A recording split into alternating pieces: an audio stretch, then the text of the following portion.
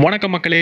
நடிகர் யோகி பாபு மற்றும் சிலர் கலந்து கொண்ட ஒரு பட ப்ரமோஷன் விழாவில் ஒருத்தர் சொல்லியிருந்தார். யோகி பாபுவை பார்த்து, எஜே சூர்யாவை பொறுத்த வரைக்கும் வில்லனாக நடித்தா மட்டும் அவர் கேட்ட சம்பளத்தை வாங்கிக்கிறாரு. மற்றபடிக்கு நடிகனாக நடித்தா அவர் நீங்கள் என்ன சம்பளம் கொடுக்குறீங்களோ அதை நான் வாங்கிக்கிறேன் அப்படிங்கிற மாதிரி ஏற்றுக்கிறாரு. அந்த மனப்பக்குவத்துக்கு யோகி பாபு வந்தால் ரொம்ப நல்லா இருக்கும் அப்படிங்கிற மாதிரி சொல்லியிருந்தார். உடனே தன்னுடைய ஸ்பீச்சை தொடங்கின யோகி பாபு அவர்கள் எல்லாருக்கும் வணக்கம் அப்படின்னு தொடங்கிட்டு, சார், சம்பள விஷயத்தை பற்றி நீங்கள் பேசுகிறது ரொம்ப தப்பு சார்.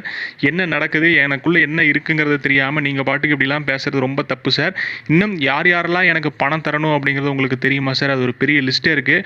வேணா அந்த லிஸ்ட்டை கொடுக்குறேன், நீங்கள் வேணால் வாங்கி தரீங்களா? ஏன்னா சம்பளம்னு ஒன்று கேட்டாவே ஒரு சர்ச்சையாகுது, பிரச்சனையாகுது. ஸோ அதெல்லாம் நிறைய விஷயங்கள் இருக்குது.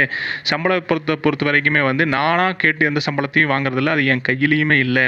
யார் யார் எவ்வளோ சம்பளம் தரீங்களோ அதுக்குண்டான சம்பளத்தை நான் வாங்கிட்டு தான் நடிக்கிறேன்னா தவிர, மற்றபடிக்கு இன்னும் எத்தனை படங்களில் நான் சம்பளம் வாங்காமல் நடிச்சுக்கிறேன்னு உங்களுக்கு தெரியுமா அப்படிங்கிற மாதிரி ஒரு ரொம்ப ஆதங்கத்தில் பேசியிருந்தார் யோகி பாபு. அது மட்டும் இல்லாமல் என் கூட பயணிச்சுக்கிட்டு இருந்த அசிஸ்டன்ட் ஒருத்தர் ஒரு 3-4 வருஷமாக என் கூட தான் பயணிச்சுக்கிட்டு இருந்தார். அவர் திடீர்னு ஒரு படத்தில் ஹீரோவாக ஆகிற வாய்ப்பு அமைஞ்சது. அவர் எங்கிட்ட ஒரு விஷயத்தை கேட்டுக்கிட்டாரு, ஒரு 2 நாளைக்கு என்னுடைய படத்தில் நீங்கள் நடிச்சு கொடுத்தா எனக்கு ரொம்ப நல்லா இருக்கும்னா அப்படின்னு கேட்டிருந்தாரு. ஸோ அவருக்காக அந்த படத்தை நான் நடிச்சு கொடுத்தேன். நான் அந்த படத்தில் நடித்ததுக்காக வெறும் 7 to 8 லட்சம் தான் வாங்கினேன்.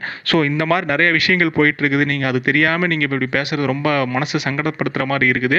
அது மட்டும் இல்லாமல் நான் எத்தனையோ படங்கள் நடிச்சிருந்துருக்கிறேன், அதுக்கு எவ்வளோ படத்துக்கு நான் காசு வாங்காமல் நடிச்சுக்கிறேங்கிறது உங்களுக்கு தெரியுமா? இப்படிலாம் பேசுகிறது ரொம்ப தப்பு சார். பொதுவெளியில் நீங்கள் பாட்டுக்கு எதோ ஒன்று பேசிட்டு போயிடக்கூடாது சார் அப்படிங்கிற மாதிரி ரொம்ப ஆதங்கத்தில் பேசியிருந்தார்.